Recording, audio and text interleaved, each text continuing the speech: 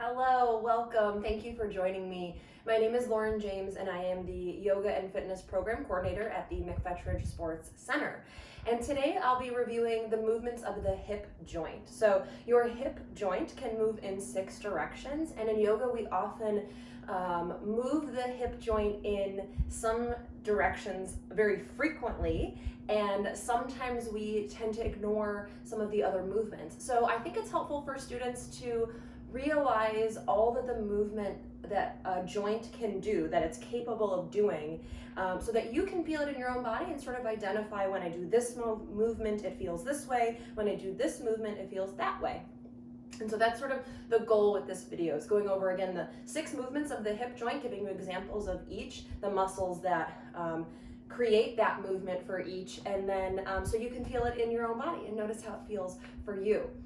So the 6 movements. So let's start with 2 of sort of the easier ones, which is flexion and extension. Just about every joint moves through flexion and extension. Your elbow, your wrist, your spine, everything moves in flexion and extension. If a joint usually only does 2 movements, those are usually it. Again, like your elbow only can flex and extend, it can't do anything else than that. Same with your knee, it can flex and extend, and that's it. So your hip can flex and extend among other things, but flexion and extension in your hip is when your thigh is either coming towards your belly or away from your belly. So flexion first is, again, when your thigh is coming towards you. So that can look 2 different ways. This is the only one that really can look 2 different ways. So hip flexion. Flexion always means it's when the joints are coming closer together, the bones are coming closer together, the muscle is getting shorter. So we're talking about the front of your hip by your hip flexors, and we're going to get there in a moment. But so hip flexors do hip flexion. And so hip flexion, again, is when your thighs and your belly are coming closer together. So one way that that might appear in a yoga class is coming into forward fold. So being here in forward fold, you've brought your thigh towards your belly, your hip is now in flexion. Or the other way that you can move into flexion is by bringing your thigh toward your belly. So if you're in a one-leg Tadasana or something like this, where you're lifting your foot away from the ground and you're bringing your thigh toward your belly, or bringing your belly toward your thigh, either way, the hip flexors are working, they are flexing. One of your hip flexors is your psoas. You maybe have heard of the psoas before. If you've ever seen it written, it has a silent P in front of it. But that means that these muscles here are working and shortening and tightening.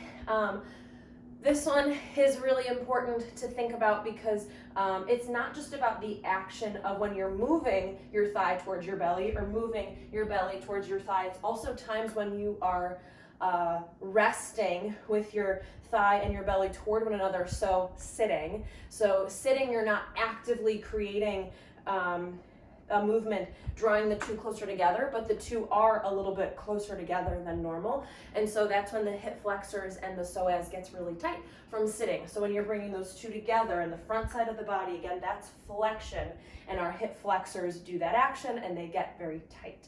So a lot of times in hip sequences in yoga classes, we focus on lengthening the hip flexors because they're tight in most people. So the opposite of flexion is extension, and that's therefore in the back of the body.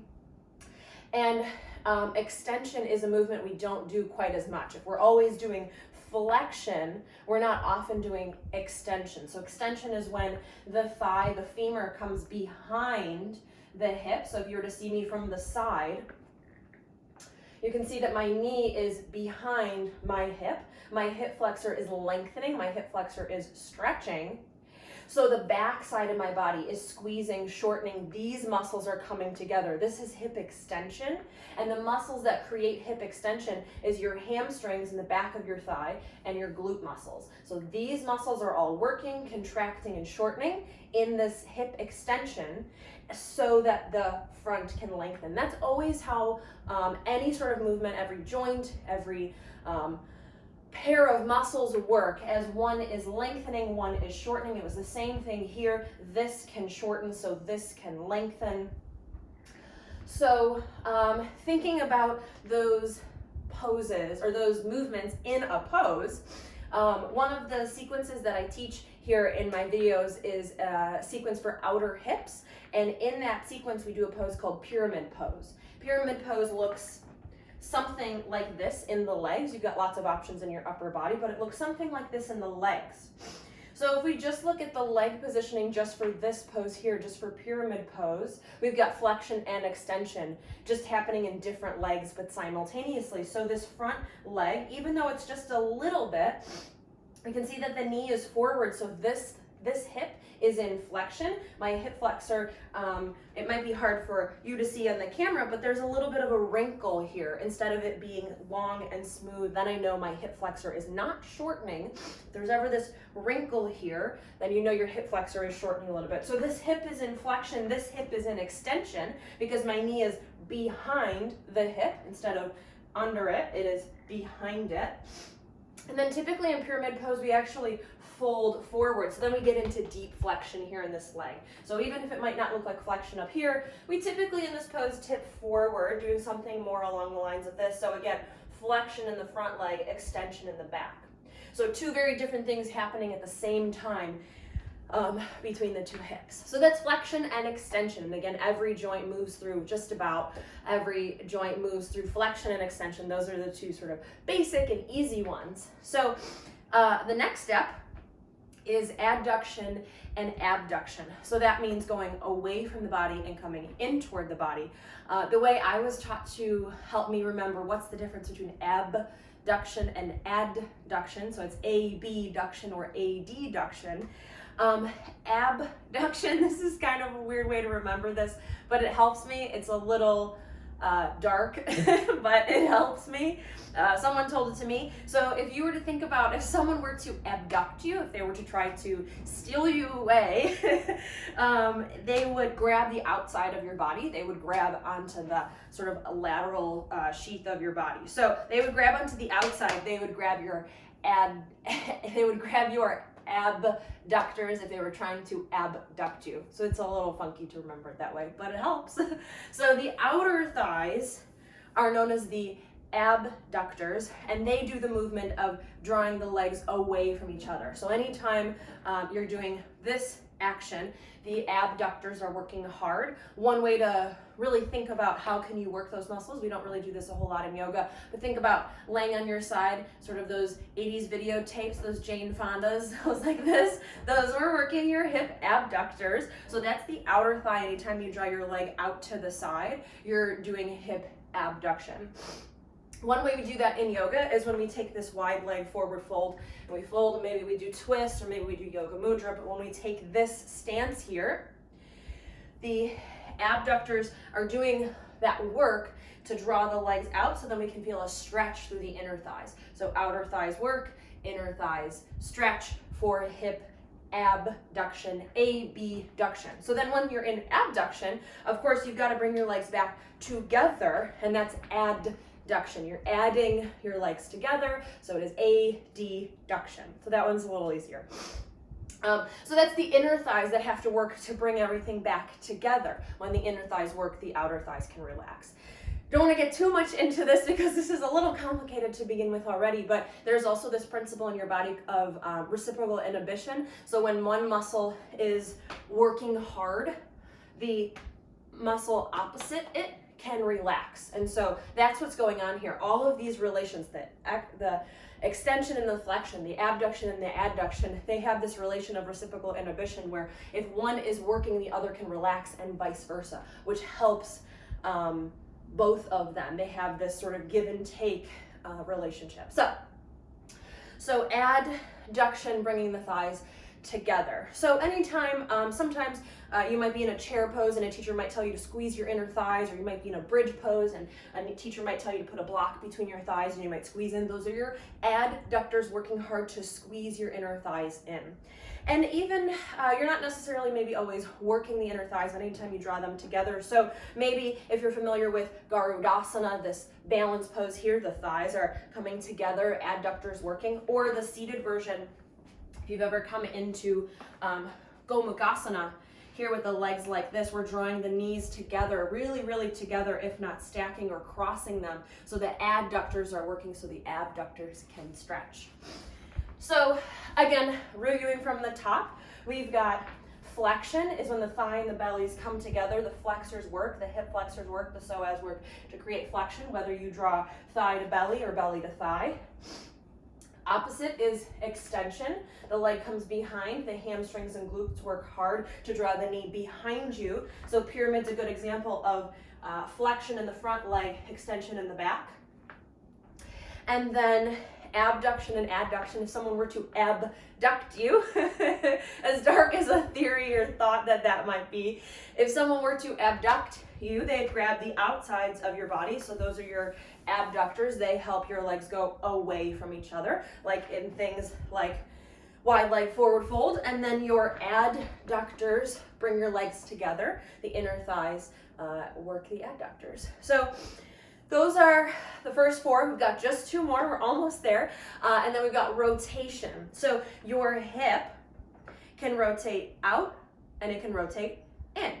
And I'm not just moving at my ankle and my foot. I'm really trying to draw my thigh out and in. So when you're rotating away from the center of the body, so this is true for even when it's the arms, when you're rotating away from the center of your body, this is called external rotation. And when you rotate in towards the center of the body and towards sort of like your belly button or your midline, that's internal rotation. So you've got internal rotation coming in towards the belly button, external rotation going out and away from the belly button. So you've got lots of muscles in your hips that do this rotation. A lot of the glute muscles, the hip flexors. You've got a group of 6 muscles called your external rotators, the piriformis, lots of other small muscles deep within the hip joint. We won't get into that. But for external and internal rotation, lots of muscles working, not just one or two. So let's think. External rotation, again, would be allowing the legs and sort of everything to turn out and away. So if you think, not necessarily in yoga do we stand like this too much, but in dance, right, and ballet, sort of externally rotating to allow the inner thighs sort of to come forward. We don't really do external rotation too much in yoga, really, especially in Iyengar yoga, which is what I practice, in alignment-based yoga, which is what I teach. We focus on really correcting the fact that people often stand like this through the day, maybe not this exaggerated, but when you're just standing, sort of having a conversation with somebody, if you look down at your feet, at least one of them is usually very deeply externally rotated. So we really try to combat that and sort of do a little bit of internal rotation by drawing the big toes a little bit closer together. So instead of the feet exactly parallel, just to bring a little bit of a pigeon toe quality so that you can kind of balance out from all that external rotation. Now we can come back into internal rotation. And we don't really do deep internal rotation too much in yoga either. It's usually very subtle for both external and internal rotation. And we usually don't do internal and external rotation just by themselves. We might take a pose like figure 4, for example. And figure 4 is a complicated hip movement.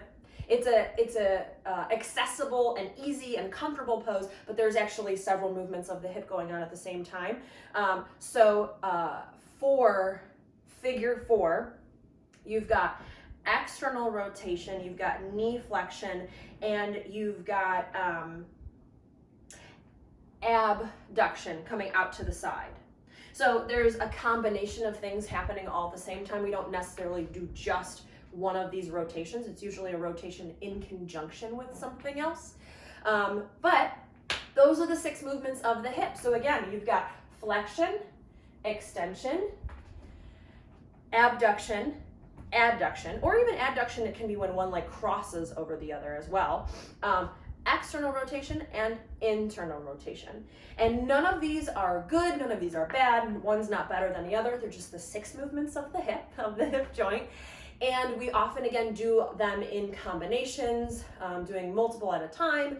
And I think that as you practice yoga, especially if you are a little more seasoned in your practice, really notice how not just your hips, but how your whole body feels with each and every pose, and always know that everything in your practice can be modified or adjusted by you. Even if you don't have a teacher near you, if you're practicing at home and you're not sure what's the right way to modify in a way that feels good for you. If some part of your hip doesn't feel good, like for me, the reason this is important to me is because I've injured my hamstring, and so certain movements of my hip on this one side don't feel very good, and I always have to remind myself that just because everyone else in the room is doing that thing doesn't mean that I need to be doing it. If it doesn't feel good for me, I don't do it. And so that's really, really, really important for everyone, not even if you just have injuries or whatever. Just listen to your body, notice these movements in your hip, notice which ones do you do a lot, which ones do you never do. Maybe think about doing those other ones a little bit more, balance everything out. Okay, I think that's my rant and spiel about the hip joint. So thank you so much for joining me again. My name is Lauren. I am the Yoga and Fitness Program Coordinator at the McFettridge Sports Center, and thank you so much. Have a wonderful day. Bye.